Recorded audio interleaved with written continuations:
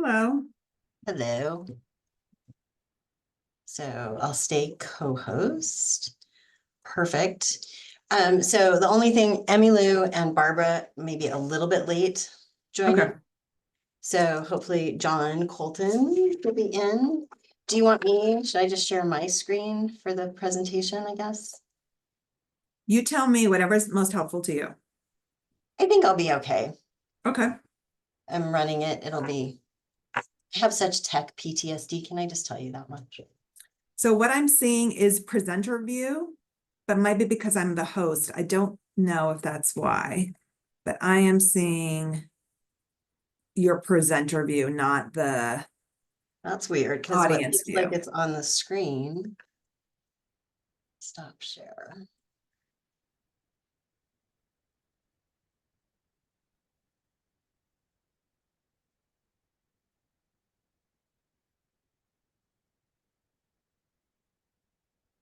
Is that one better? Yes, that is better. Okay, perfect. And John Colin is in the waiting room. I don't know if you want to bring him Yeah, let in. John in. Yeah, Okay. any of our APSIA folks who are in. Okay, hold on. So you don't have So- that ability, just I can see who's coming. I guess I can see yeah, I can admit him. okay. I mean, I'm happy to. I just want to wonder if you can. And then Laura, Emmy Lou, and Barbara. Okay. Laura, what's Laura's last name? Sheehan. Okay. There's John. Hey, John. Hello. How are Hi you? there. Good. How you doing? John, I Good. don't think we've met. I'm Rayanne. I work with Jamie at the Corbell School. Oh, how you doing, Ryan? So Laura, I'm going to admit Laura. Yay. Okay. Jamie, are you able to push record? Just out of curiosity. Oh, it's recording already. Okay. Yeah, I think I set it up so we can try Automatic it at the recording. beginning. We can Hey, trim it. Laura. Okay. How's your daughter feeling? Okay. Oh, bummer. She's 14, so it's more emotional than it is actual Got it. physical. But wow, how to navigate that, I do not know. Still figuring it out. Just throws everybody off. Yeah. Thank you for asking. You're very kind. You're welcome. You're welcome. So I think we're just waiting. So I think we're all set. Oh, Barbara's here. I'll admit Yay, Barbara. there's Barbara. And then Emmy Lou, and then we'll just give everybody. How come there's only 7 participants? We had 199 when I looked last. Who had registered? We still have 6 minutes. Oh, that's Yeah. true. Yeah. Everybody comes to the last minute. I hate throwing parties. I'm always worried who's going to show up and come to my party, right? Like you put the invitations out there, like who's coming to the party? Hi, everyone. Hi, Good Barbara. morning, I guess, or good afternoon. Yes. Different time zones.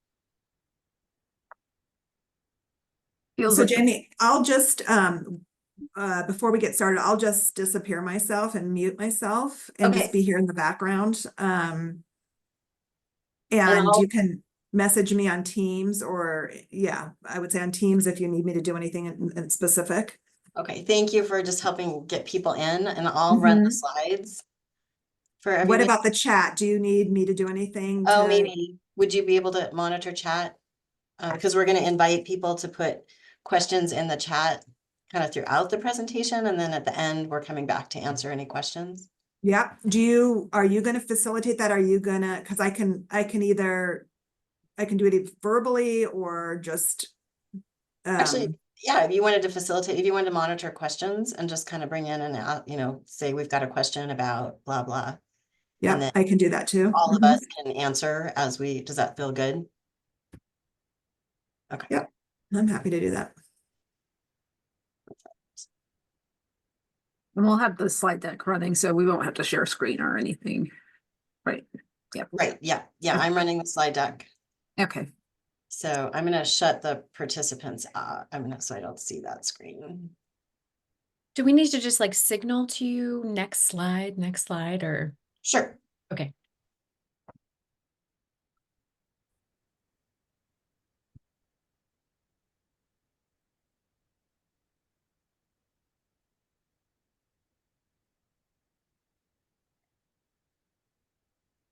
No, it's just waiting, hanging on, waiting around, right?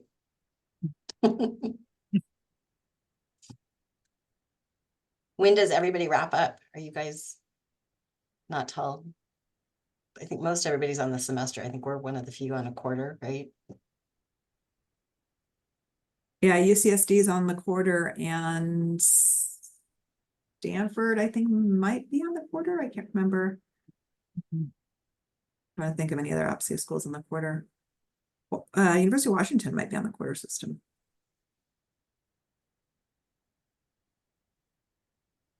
You know, Stephanie Bimauer, I'm forgetting where USC, I think. She's at UCSD. UCSD. Yep, they're on the quarter system. They're on the quarter system, yeah.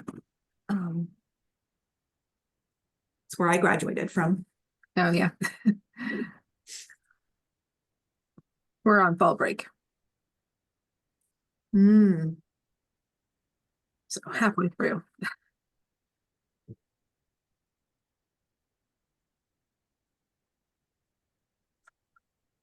Our students got 2 days of fall break, Monday and Tuesday. Yeah. That's usually how it is. At Princeton, they actually get a full week, but there's a lot of activities still happening. Like all of our second year students in the MPA program are traveling for their policy workshops and conducting field interviews. So not really a break at all, but they're going to some pretty awesome places.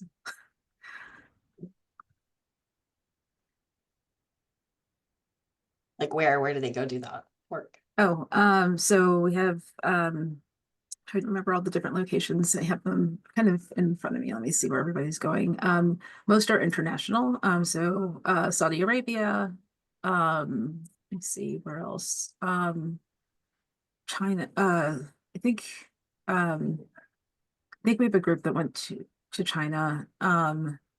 We have another group and trying to remember all the different locations right now because I've got all of our different trips mixed up in my mind. But Saudi Arabia is kind of the most exotic of them all. We have a group that's in Puerto Rico.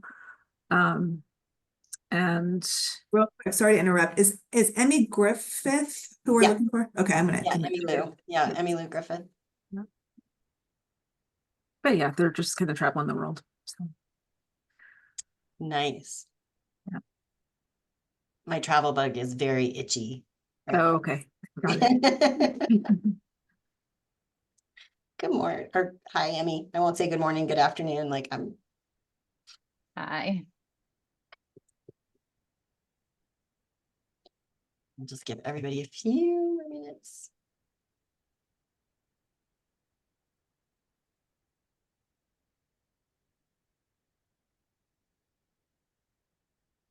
So we have 12 in the waiting room. Do you want me to send a message to the folks in the waiting room, just saying we'll start shortly? Yeah, that's not very many people for 199 registered. Yeah, I know. That's why I mean, we could wait till a couple minutes after and just send a message to those in the Sure, waiting room. yeah, I thank you. That would be great. Yeah. So we're just waiting for people to join. We'll get started in like 5 minutes.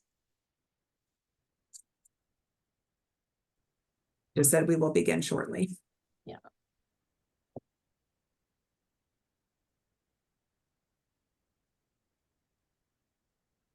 Yeah, we need to see that number at least at 50%. Well, I don't know when we start if it'll be 50%. I think we'll get up to 50% eventually, but I might start when we get to like 35 or so. We have 15, Okay. and I think it's 1 o'clock on the East Coast. Yeah. Mhm. Everybody should be awake. Yeah. It's not early, not an early morning. What have you guys been seeing on the other sessions? Like versus registration?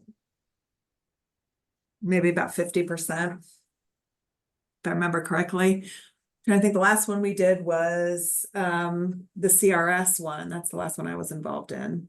Oh no, WIDA. We just did the WIDA one also. That maybe was about 50%. And CRS was maybe a little less than 50%.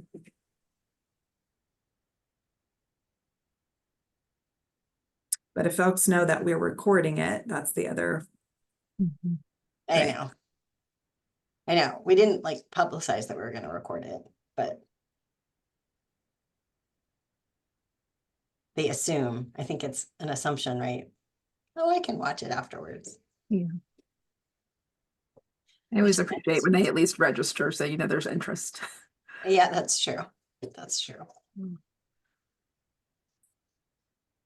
We've canceled a couple of programs here because we didn't think any students were going to attend, and so they learned quickly to register, or there may not be a program. No, or it just goes away. We usually end up doing one-on-ones or something like that instead. They're only a handful. At least we feel like, I love this group so much because we can all like commiserate together and we're all in the same boat, right? We're up to 25 now.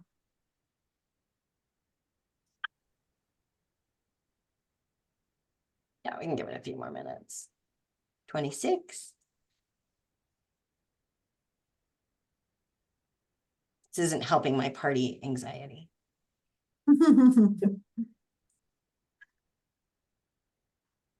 I mean, I also hate to make people who are actually on time Wait too much. wait too long. So I mean, we're at 30 now. I would say we could start.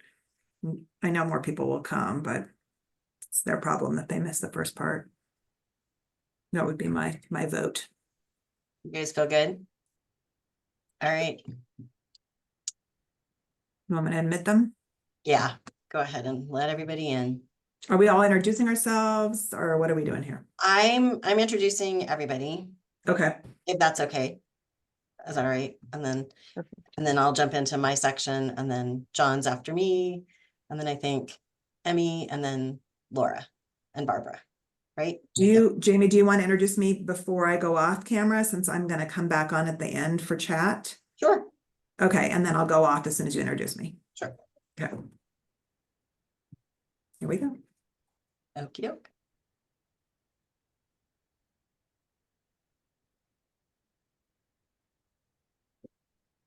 All right. Welcome, everyone, and thank you for joining us today. We're excited to have people from all over the United States and maybe a few internationally as part of our APSIA partnership. My name is Jamie Polliard, and I am from the Korbel School of International Studies at the University of Denver. I also want to introduce my colleague, Rayanne Voorhees-Easley. She's running the room for us today. She'll be helping us today with questions at the end of our session. So thank you for running the back end, Rayanne. Also presenting today is our team. John Colton, Director of Global Careers from Sanford School of Public Policy at Duke University. Emmy Lou Griffith, Director of Career and Professional Development from the Graduate School of Public and International Affairs at the University of Pittsburgh. Barbara Hampton, Director of Graduate Career Development and Princeton School of Public and International Affairs, and Laura Sheehan, Associate Director of Career Services at Walsh School of Foreign Service at Georgetown University. Just a quick note, we are recording today's session and then we'll be posting this on the APSIA YouTube channel if you'd like to refer back to any of the material. As international students, navigating the career landscape can be both exciting and challenging. Our goal for today is to provide you with some ideas and things to consider as you effectively plan and pursue your career goals in the United States, your country of origin, or a third country. After we share some information on the various options and paths, we will open it up for questions. Feel free to add questions in the chat as we go. We'll come back to them at the end of the presentation. So let's jump in. Regardless of the path you're considering, it's important to make sure you are organized and prepared. This means understanding your visa status, especially around eligibility for CPT and OPT. We encourage you to meet with your international student services teams early in your journey to help guide you through timelines, application processes, and eligibility. This is also a great time to start thinking about your values. Take some time to actively reflect on what's important to you. Things like integrity, work-life balance, social impact, or opportunities for personal growth and development. By having clarity on your values, this can help guide your career choices and support your research on companies and organizations that align and support your personal values. As part of being organized, start building a target list. Keep track of things and like, how did you learn about this? For example, from a professor you had in a class your first year, an alum who came to speak at a career event, a fellow student who completed an internship at the organization. Having this level of detail can be incredibly helpful when it comes time to apply for positions. You can reach out to that person as a potential contact for the organization. We suggest a spreadsheet or similar tool so you can filter based on target categories and keep track of important details and deadlines. Go for the dream, but also consider expanding and broadening your targets. This can ensure you have multiple options and can adapt to changing circumstances that might be out of your control. As you build your target list, pay attention to potential deadlines to say for their internship program or things you want to make sure you don't miss. Spend some time reviewing potential positions of interest. This can help you not only identify positions you're interested in or qualified for, but this exercise can also help you identify potential skills you might want to consider acquiring as part of your degree program. For example, do positions at your dream organization look for project management skills? Maybe you want to pursue an internship opportunity that'll help strengthen or build those skills. As the internship manager, I have to give a serious shout out to the importance an internship can play, especially for international students. If your degree program does not require it, we invite you to consider the benefits an internship can offer. Internships provide valuable work experience, help you build that professional network, and can often lead to full-time positions. They're also a great way to gain insight into your chosen field and enhance your resume. Our motto here at the University of Denver is meet with your career services team early and often, especially if you're unsure of your career path. In a recent listening session we hosted for international students at Corbell, students shared they felt they had to know what they wanted to do before meeting with us. This is where career professionals at your university are especially skilled and have so many resources to support your quest. They are the go-to resource for career advice, resume reviews, search strategies, and more. Building a relationship with them from the start will ensure you have the support you need throughout your academic journey. And similar for all the other resources your university offers. Attend career workshops, networking events, go to the job fairs, use your alumni network, as they provide valuable insights, mentorship, and even potentially internship or job opportunities. Take advantage of career fair workshops like mock interviews. Practicing these skills helps build confidence. And don't forget about reaching out to your professors and instructors for career advice. Building rapport with your academic team can lead to valuable mentorship and additional support. And finally, ask questions. Seeking help and support is a sign of strength and determination. Pass it to John. Hi, everybody. Good afternoon or good morning, depending on where you are. Again, my name is John Cole, and I'm with the Duke University Stanford School of Public Policy. So I'll just start with a couple of kind of tips and resources that are available to you out there if you're looking for finding work within the United States. So just one thing off the bat, this is not like it used to be. Your job search is not like it used to be.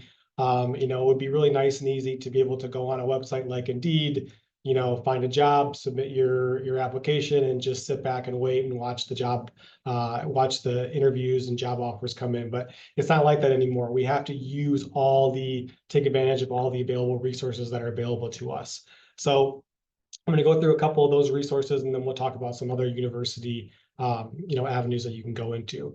But the first one on this list is conducting informational interviews. So I put this number one because honestly, it's in my mind the most important thing that you can do as a student if you're looking for work within the US. So start with those informational interviews, and the first people that you should really be reaching out to are other alumni from your school, or other alumni that have ties to your university. So I look back in my career, and I've worked out in New York and I've worked out in California, and I'm from Michigan. So I'll tell you that, when I get, LinkedIn messages or messages from students from my alma mater, I tend to, get back to them first. If they're like, hey, you're out there working in New York, or you're doing this, or you're doing that. I tend to respond to those first. And that seems to be common for a lot of alumni because they want to help out those people that are in their network. So, when you're starting to, look at what's out there and find people that are in those organizations that you might want to work for, start with people that have gone to the school that you're going to. I can say this too. I can sit there with my students and I can talk about all the different great things that are out there in the different organizations, but I cannot give that specific advice on what it's like to work in that organization and work directly for those companies. So as much as I can give, those people that are out there and they're working those organizations that you'd love to be a part of, they can give you such more valuable advice and some different advice than I can of not being part of those organizations. Jamie touched on this a little bit, but attending industry events. So, conferences, seminars, workshops. I tell students that, go to these things early and often. Even if you're not ready and you're not looking for those jobs, those internships yet, still go to those things, because even if you feel like, oh, wow, I still have months before I'm starting to look for an internship. Not only are you there to gain knowledge about those organizations or about those different opportunities that are out there, but it's also another networking event. So even if it's a online workshop, if that they're going to take questions afterwards, or it's an information session where they're going to take some questions afterwards, get to know that presenter, understand kind of a little bit about them. Maybe you can make that connection and connect with them on LinkedIn later on. Professional associations. So I always say check with your school to see, because a lot of students don't know, but your school might have professional associations that you already have free memberships to. So things like DevX or what do I have here listed? The Society of International Development, Interstride, Going Global. Some of your schools might already have connections with those associations, and you might have free memberships that you don't know about. So check with your career services office. I know that later on in this presentation, they're going to go more into Interstride and Going Global, but they're great resources to use, going forward. Career fairs, again, another great resource. I say the same thing as I do with the industry events. When you're looking at, career fairs, if they're happening in the beginning of the year and you're not quite ready to go out there and start looking for jobs or for internships, still go to these things, because a lot of that can be very overwhelming. And if you haven't done career fairs within the US, they can be busy, they can be loud, there can be a lot going on, there can be people really fighting for the attention of those recruiters that are there. So just going there and getting an idea and getting a feel of it and practicing. So again, if you're not quite ready, but you want to go there and just start practicing your elevator pitch, practice talking to different employers, then when you are ready, maybe in the spring, you're going to have that confidence level built up that you might not have had, going in. So I always say, if you see those events, they come up on your calendar, if you can fit them into your schedule, go to those things as often as possible and get a good feel about, how it is to attend an event. Because, again, we'll do career fair prep. I know all these schools do career fair preps with their students, but nothing is like the real thing. So just going in there, getting an idea, walking around, but being prepared, making some notes ahead of time, all those things will help you and help you practice, so that when you do go and you are ready, that you feel that confidence level. And a lot of that is going to come down to your confidence when you're at these events. And then the last thing on this slide that a lot of people or a lot of students don't, kind of think of is collaborating on with other students that you work on projects with. You might not think in the moment that these projects are going to be, these people that you're working with are going to be great resources, but give it 5 or 10 years, when all of you are out and you're all out working and you're all out working for wonderful organizations, remember those people that you worked with, because those are those students that you went through your program with. You guys you pulled the all-nighters with these people. You stayed up late, you worked on presentations. In a few years, they're in different organizations. You might find out that that's somewhere that you would like to work too. And if you have that connection, if you maintain that connection, then you're going to have someone to reach out to and really give you that advice. And then just when you're planning for your future and you're finding kind of international friendly employers, just a couple tips here. Utilize your career services. Again, Jamie talked about this. We say the same thing, utilize career services, early and often. They often have connections with employers. They'll know about, different, organizations that are hiring for international students. I know at Duke, we keep spreadsheets of different organizations that have hired international students in the past. So some of that stuff can be found, depending on your, university's website, but some of that stuff might not be public. So going to your career advisors and talking to them about, what organizations are out there, what organizations have hired in the past can kind of get you, get the ball rolling and get your start, when you start looking at those different organizations. Job portals. Again, this will be talked about in more detail, but My Visa Jobs, InterStride, Going Global, these are all great resources to use. And again, if you have an affiliation with InterStride, you might be through your school, you might have an opportunity to see different webinars and workshops that are available for free. InterStride does a lot of great, workshops out there that are usually free to students and that you can, take a look at and will help you in those search. I know there's one coming up, I think, later on this week that talks about, attending career fairs and what you should look out for and how you can prepare for that.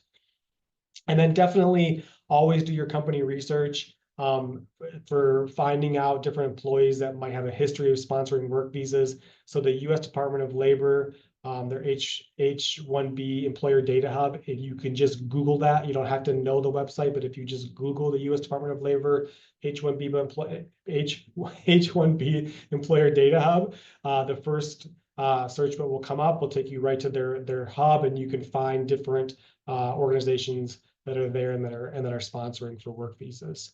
And then LinkedIn, I can't talk about this enough, but it goes back to, the informational interviews and a lot of the networking thing on the last, not all the networking stuff on the last slide, but use LinkedIn as much as possible. Use it to search for organizations. You can look at organizations and see, who have they hired?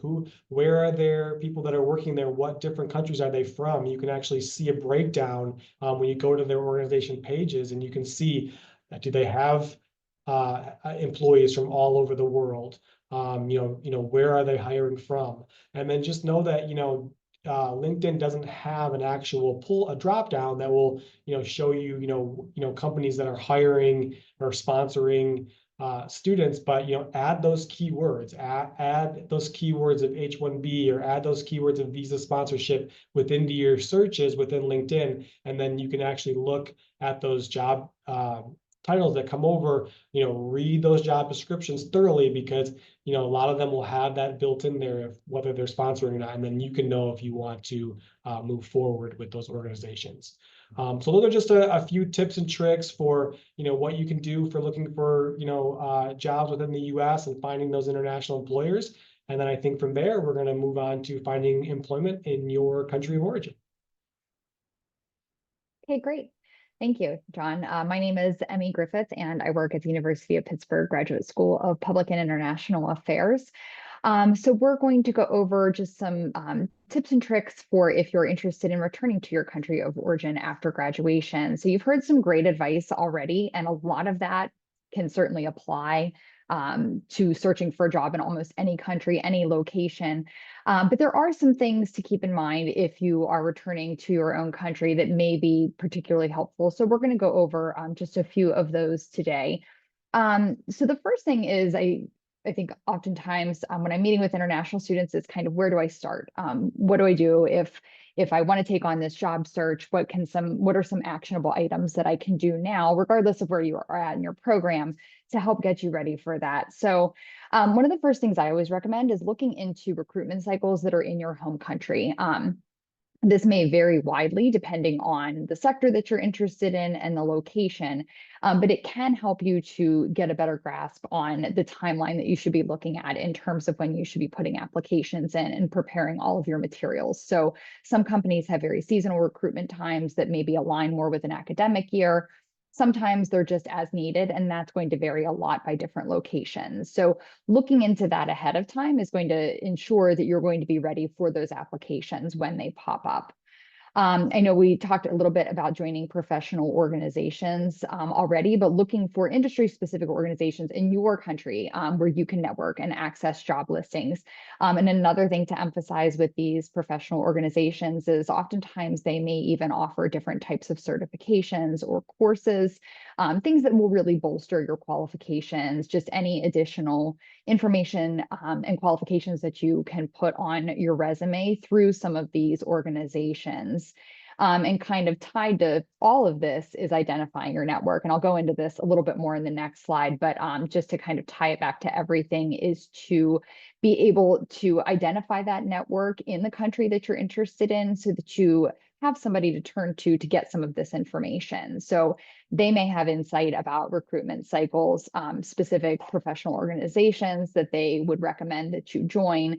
Just making sure that you know kind of who to go to and what your network is can really help get started on that. Next slide, please.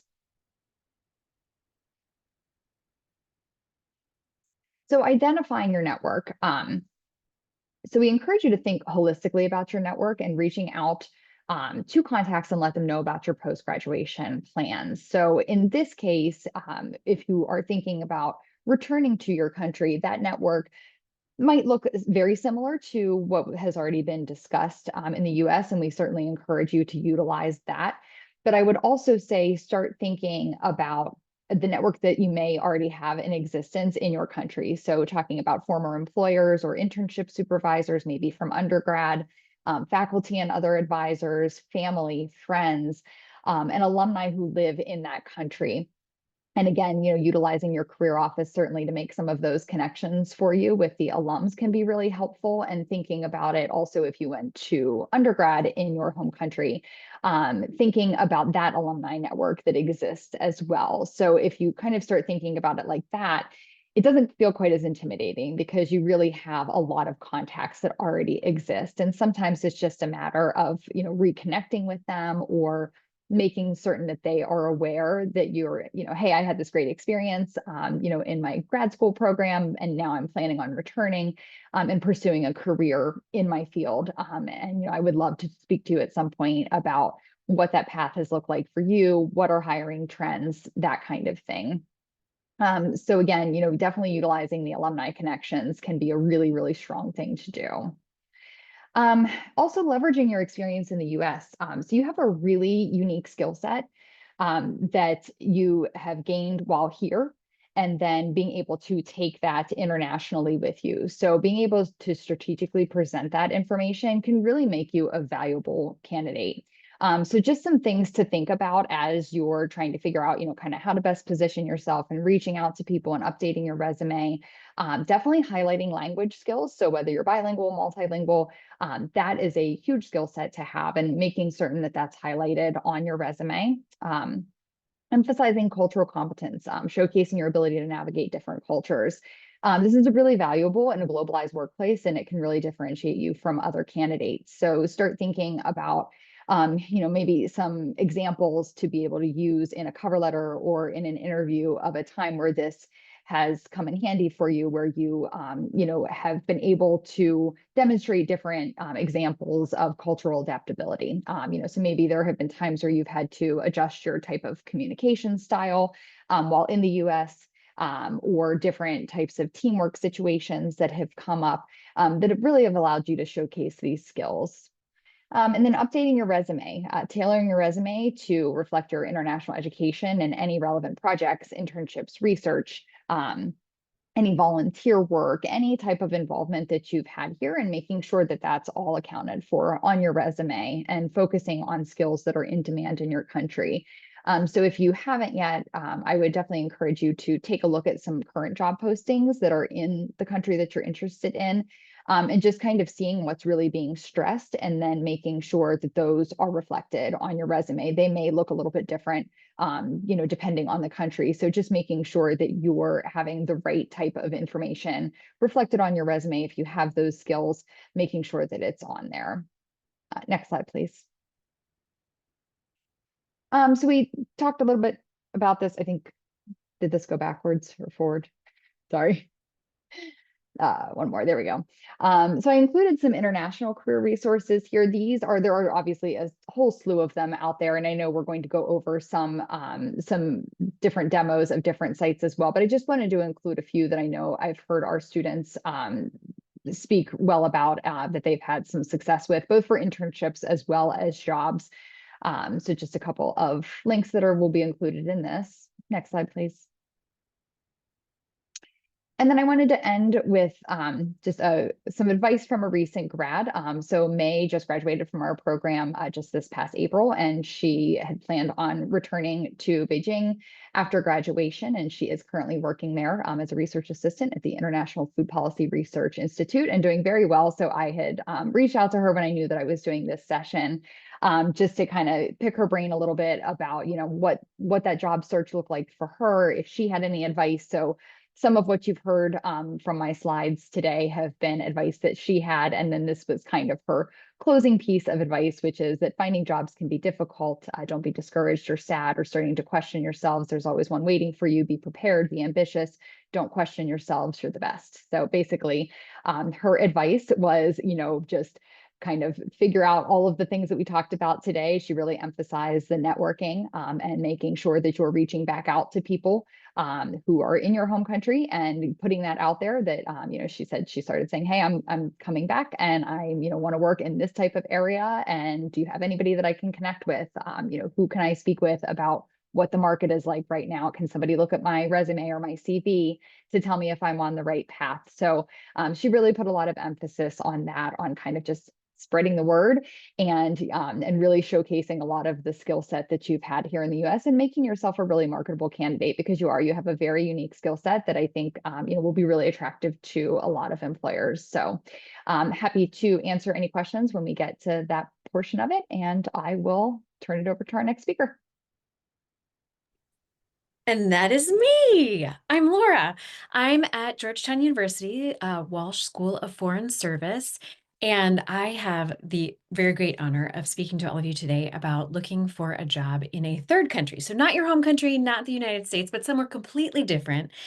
And the reason that I was in particular excited to talk about this particular type of search is because I've had to do it myself. I married a US diplomat and lived in 7 countries outside of the US over the last 20 years. So I have been in your shoes, have walked that walk, and can now talk that talk. And I wish that I had some of the resources that we're going to show you today that are at your fingertips at most of your universities.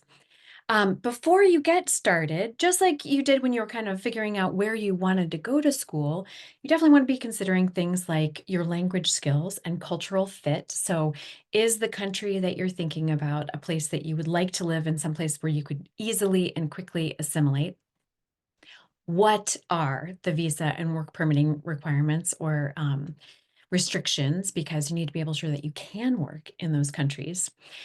Do you have a support network there? So when you arrive in a new place, one of the hardest things, right, is establishing your new friendship rings, knowing where to live, where to get your groceries, how to set up your phone, like all that stuff. So it's also really helpful to consider a place where you've got some support already in place. And then another thing that a lot of people don't really think about is your future employment potential, right? So let's just say that you can't find your dream job here in the United States or in your home country, but one of the companies that you are targeting is located in a third location. If you could start working, let's just say in Germany, and for a company that has offices in the United States, then there's that future transfer potential. So that's just another kind of thing to think about when weighing all of your options. Okay, next slide. So how in the world do you figure out cultural fit, work visa permitting requirements, your support network, and future transfer potential? Usually it's one of these two great platforms, Interstride or Going Global. Georgetown has Interstride, so we're going to talk you through the steps there and what resources are on that platform. And then my amazing colleague Barbara is going to get into Going Global so that you can see how to access those tools. All right, let's go to the next one. Okay, so when you log in to Interstride, if your university has Interstride, this is what it looks like. You've got your name, Interstride on the left-hand corner, and then you've got the tabs at the top, Jobs, Network, Learn, and Tools. So you're going to click on Jobs, and then that's going to take you to the next slide, which gives you additional tabs to click on. So you've got the search jobs and that search and filter function over on the left, which is awesome because there you can search by country, by keyword, so by industry or by a specific company, just as an example. And then you've got all these other filters, experience, degree, job type, et cetera, et cetera, et cetera, remote, right? All of these different categories. So you can do a global search with that filter over on the left. And then when you click on Country Insights, which is one of those top tabs, it'll take you to the next page, which is this. And it lists by country in alphabetical order all of the different resources available per country. So if you click on the next one for me, please. These are some of the things, and I just clicked on Germany just as an example to show what resources are available on Interstride. Sorry, Yes. can I just interrupt for a second? We are not seeing, if you are sharing a screen, we are not seeing that. It is part of the slides that were being, so you should be seeing a slide right now that has 3 images on it. Am I the only one not seeing it? Are others seeing it? Might be my view, and I Yeah, apologize if that's the case. it's visible. Yeah. It's visible. Okay, sorry, apologize. No, I'm so glad. I would not want to be talking about things that people couldn't see. So here is what you're going to be seeing when you click on a country insight. You're going to see Germany. It's going to give you an overview. It's going to show you where it is in the world. And then on the left-hand side, you're going to be again seeing in alphabetical order all of the cities in which you could potentially work. And you can click on each one of those cities and get another whole set of insights. Underneath that overview and location on the map, there are useful links, and I took screenshots of some of the useful links that you'll be able to see. There are all things here going, so you've got travel advisories, you've got the immigration, you've information, cost of living. That's an important thing to consider when you're figuring out where you want to be going. Culture, networking. Oh my gosh, in Germany in particular, they have a ton of expat boards and groups. So you can be joining an expat group even before you go to Germany to figure out which neighborhoods you want to be living in, different things to consider when going through the interview process, whether or not you want to be close to a bike path or a metro or all these other considerations. So that networking component is huge. And it looks like I took the screenshot of the 2 same things. So I'm sorry about that. I put in the same image twice. Apologies. But big picture here is that Interstride has a ton of information on every single country, every single city that you might want to be contemplating for a future job opportunity, and just diving in, doing some digging, figuring out what's going to be a good fit for you and where you might be able to have a soft landing right out of graduation is it's a great place to start. I believe that the next slide is about going global, and yes, similar resources on that platform, because most universities have one of these 2 great resources at your fingertips. So Barbara, over to you. Great. Thank you, Laura. Good afternoon, everyone. I'm Barbara Hampton. I'm the Director of Graduate Career Development at Princeton University School of Public and International Affairs. And I'm just going to spend a few minutes now reviewing the Going Global platform that many of you likely have access to through your career services offices. Like Laura shared, it's very similar to Interstride. So we just wanted to make sure that you have information about how the site operates and how it has similarities to the Interstride site, just in case your school is using Going Global.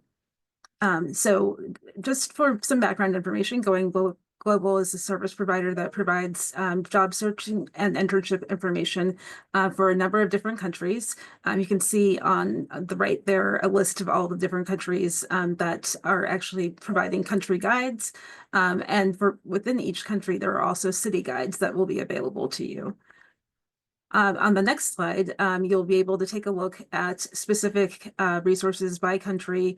Again, there are country career guides. There's a job search function, internship search function that will allow you to actually just search for jobs and internships directly if you're planning to relocate to a certain location.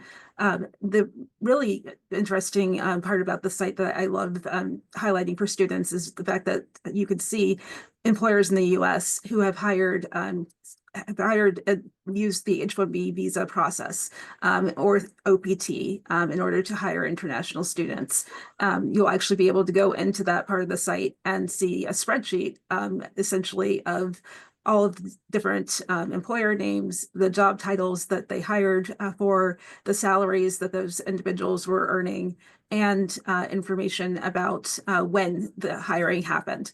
And all of that will be at your fingertips. The last arrow there is just pointing to the employer directory search, which is also helpful just in case you're just curious to know which employers should you even consider taking a look at as far as options go for potential employment, whether it be for internships or for full-time jobs. Okay, next slide. On this slide, we just have a little bit more of a deep dive into what the country guide actually looks like for France, just so you can see all of the different resources. So there's a general snapshot kind of overview that will just give you a video of the location and a quick tour of all the resources that are available for you.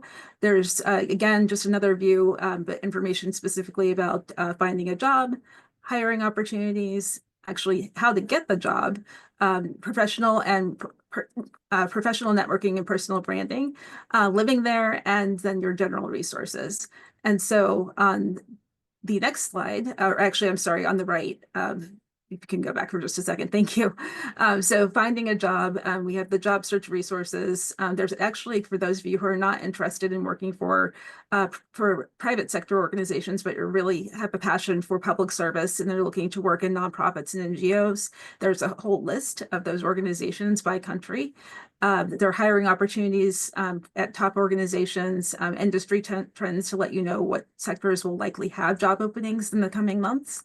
And I think what's really helpful in the middle there are the resume and CV guides and cover letters. Often you'll find when you're applying for jobs in another country, the format for the resume and CV needs to be different.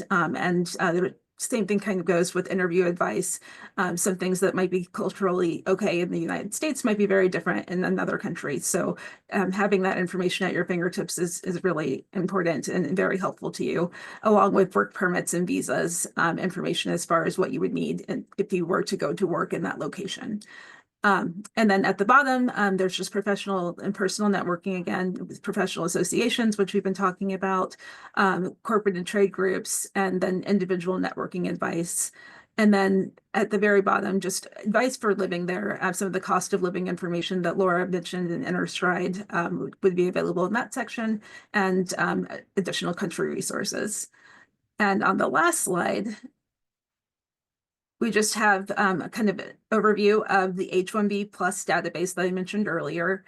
So you have the opportunity to go in and watch a video about how to search if you'd like to do that.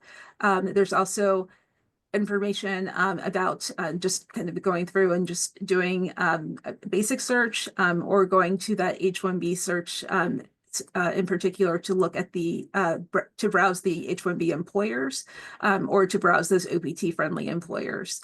So lots of great information at your fingertips that your schools will be so excited to share with you. So I hope that you take advantage of the opportunity to work with your career center. And a lot of offices, the resources actually linked off of either Handshake or if your school uses a different system, like our school, we use SPIA Connect. If you have a system along those lines, you will likely find the resource there. Thank you, everyone. And now we will open it up for some questions. If you have any questions, please feel free to put those in the chat and we'll kind of answer those in order. While we're waiting for everybody to kind of submit some questions, I do want to mention please pay attention. We're going to be doing another webinar series the last week of January of 2025. We'll be going into much more detail about visa status. We've got some great speakers that are going to come share some tips and tools around particularly the importance of networking. But it will be a webinar series Monday through Thursday that will be shared out through your career resources offices. So do watch for that. And now I will turn it to Rayanne, who's been monitoring the chat for us. Yeah, our first question, I think will be for John, but anybody can chime in. It's about whether you have any tips or can speak to specifically looking for work in the US if you are a student not studying in the US. Yeah. We have APSIA students on the call studying in other countries. Sure. I would first and foremost, just understanding your visa options. So first, I would probably visit, your visa services office, understanding where you are there and what you can do in the US.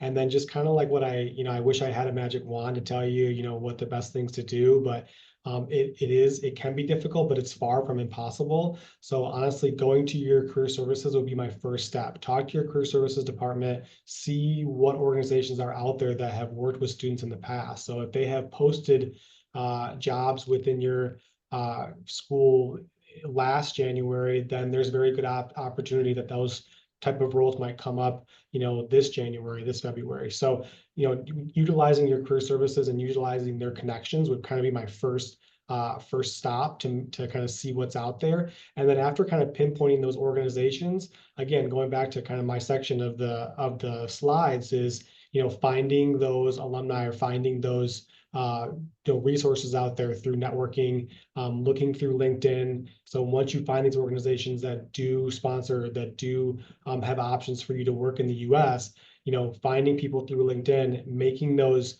connections there, start with those informational interviews where you can just learn a little bit about them, learn a little bit about how they maybe got into their roles, and then work from there and kind of build that relationship up, and they can kind of help with some advice there. But those would be kind of the steps that I would take. And if anybody else has anything to chime in, I would say go for it. But yeah, it's difficult, but it's just a lot of, it just takes the work. It takes the, like I said in the beginning, you can't just sit back anymore and just kind of hope that these roles are going to come to you. You've got to go to the events, you've got to network, you've got to get your name out there. And you got to really put that time aside every week to really be thinking about your career. Great, thank you.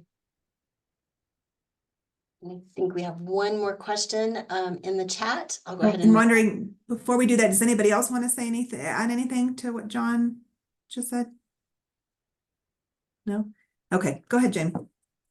So another question in the chat. Hi, I'm a Fulbright grantee looking into post-degree academic training. I've been trying to find information about this online without any luck. Do you know of any resources where I could find employers that might hire academic training applicants who can work for a maximum of 18 months in the United States before returning to their home country?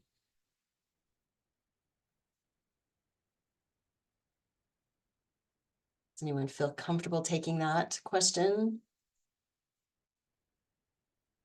I can start off with a response to that question. I don't have any specific resources for academic training friendly employers, but the Going Global resource and the InterStride resource that we just reviewed with you will provide those lists of the H-1B employers, and they are open to working with international students and are familiar with different visa types, and the fact that you might be coming and holding a student visa right now, and looking to work with the organization for a short period of time. They will have been through probably a year of OPT with many hires, and will then have transitioned those hires from OPT to H-1B hires. And so that's a very similar process to the academic training that you have when you're on a J-1 visa. And so I think that it would be a great place for you to start looking. But I don't know of any resource that would specifically tell you that the position's only for 18 months. In most cases, you would just want to look for a full-time position and just plan to stay employed as long as possible, maybe not even go into negotiating about the amount of time that you are able to work until you have a job offer in hand and can then talk to them about your specific situation. I will add just a little bit to that. Another tool we have suggested specifically in this situation is look for maybe US companies that might have operations or offices in your home country. They really were an opportunity to kind of live and work in the United States with potentially the idea of then returning back to your country of origin is also an opportunity for students. And I'm going to throw in one other thing. I found online a Fulbright specific website that might be able to answer some of your questions about how to leverage your Fulbright scholarship in the US. I know the US embassies abroad run the Fulbright scholarships abroad. Here in the United States, you may want to start with this website that I just dropped into the chat and reach out to them to see if they can point you in different directions too about where to start and where to leverage that great scholarship. Congratulations. Oh my gosh.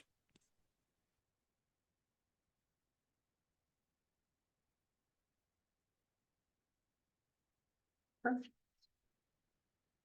And another question. Thank you for the session.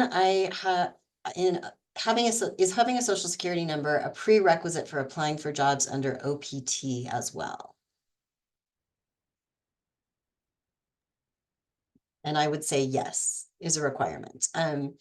Anytime you are going to be earning income in the United States, you do need to have that social security number.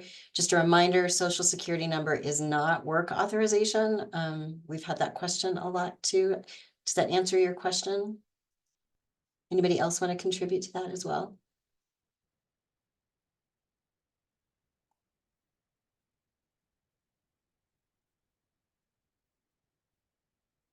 Right. Well, I think we have answered all the questions in the chat.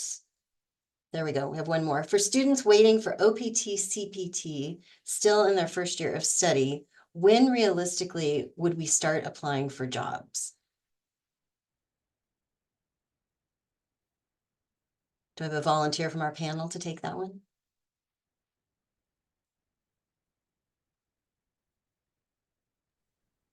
Sure. From my optic, I've just been advising people to start applying as a regular student would apply.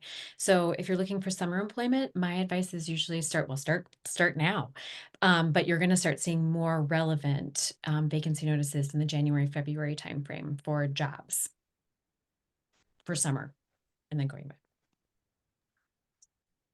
For CPT, it will depend on when you have CPT, and that will depending on your degree program, you'll want to ask your advisor to find out when your required internship experience is supposed to take place, because that will determine when you would want it to actually start the search process. If it's not going to be for another year or two, then you can kind of sit tight and just do some networking and build some connections at this point in time. But if you would need to be starting an internship by next summer, then as Laura shared, now is a great time to get started.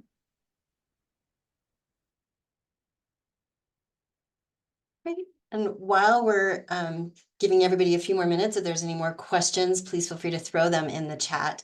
I do want to remind you, we probably should have mentioned this at the very beginning, who APSIA is, because this is another incredible resource available to you. It is a network, an international network of professional schools in the area of international affairs. I'm sharing some links and some information that's available on their website that are also great resources. You've met many of us from the different APSIA schools here in the United States that are also a resource. As part of our webinar series that we're doing this winter that I mentioned, the last week of January, you'll be able to connect with other students across this network as well. So many, many opportunities to really engage and broaden that network. I invite our panel, anything else you would like to share? I also want to jump in, and there was a question about the free version of Going Global, because I had put in the chat that there was a way to access some of the features of Going Global. I've been poking around. It looks like that may not exist anymore. So I'm going to refer you back to your career centers and see if your school subscribes to Going Global or InterStride. That looks like that will be the only way for you to access the features that were demoed or any of the features. But it looks like another question just came in. For finding a job, what's the time? Oh, no, sorry, we answered that one. Where can we find the recording of this webinar or the slides? So as Jamie mentioned, we're doing this in conjunction with APSIA. And after the recording has been edited, we will put it onto the YouTube channel, the APSIA YouTube channel, which is one of the great resources. If you go onto the APSIA site, you should be able to navigate to the APSIA YouTube channel, or if anybody can drop it in the chat, you'll see that all the past recordings of events that we've collaborated on will be in the APSIA YouTube channel. And I'll see if I can find that quickly.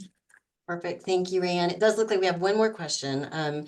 For finding a job, what's the timeline? And we talked about that a little bit. I know, sorry, that just flipped up. I know if I find a job now, I might have an extra chance to be in the H-1B lottery poll, correct?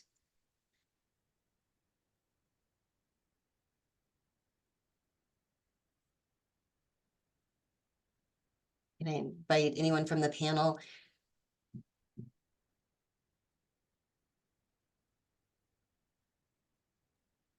I'm not 100% sure on that answer. Yeah. I don't believe I would recommend checking with your international student services team. I think they probably are one of your best resources for that H-1B lottery, but I don't believe having a job increases your chances in the lottery. Unfortunately.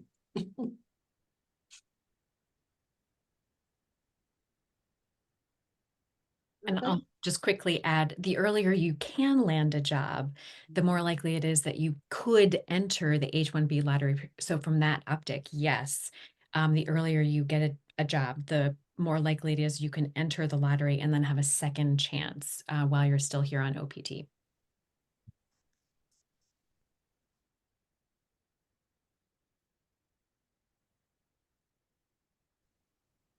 Great. And we do have another question in the chat. As a first-year student in my first quarter, when is the ideal time to start applying for internships? What should I be doing now as regards to finding a job aside attending career fairs?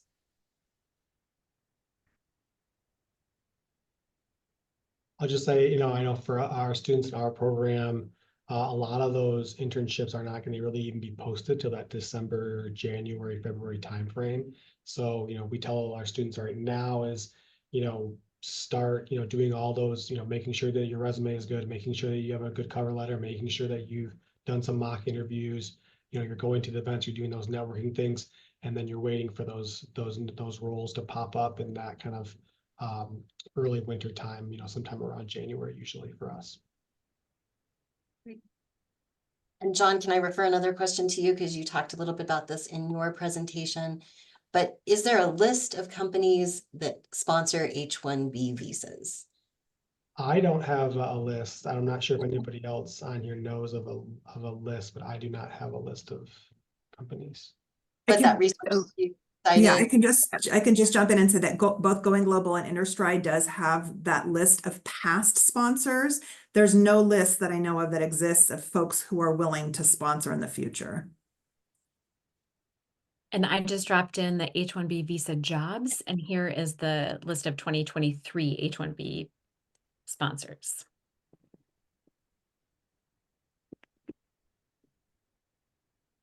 I would just add to that typically we don't recommend that that's the list you start with to look for a job. I would highly recommend that you do your own kind of building your own target list and doing it reverse, build a target list of organizations or companies that you're interested in, and then pursue that. You never know, because they haven't done it in the past, whether they would do in the future. And you also don't know, because they've done it in the past, whether they will do it in the future. So it might be helpful to look at that just to see, but it's not necessarily going to tell you whether you'll be able to get an H-1B sponsorship. That is such a great point. And there are ways to convince companies to give it a shot, even if they've never done it before. So the list, you're right, is a great resource. Also, I'm going to put in a plug for our January session, because the first session in that January lineup of events is with an immigration attorney who's going to talk us through CPT, OPT, and the H-1B. So come again in January for a full hour on the visa process.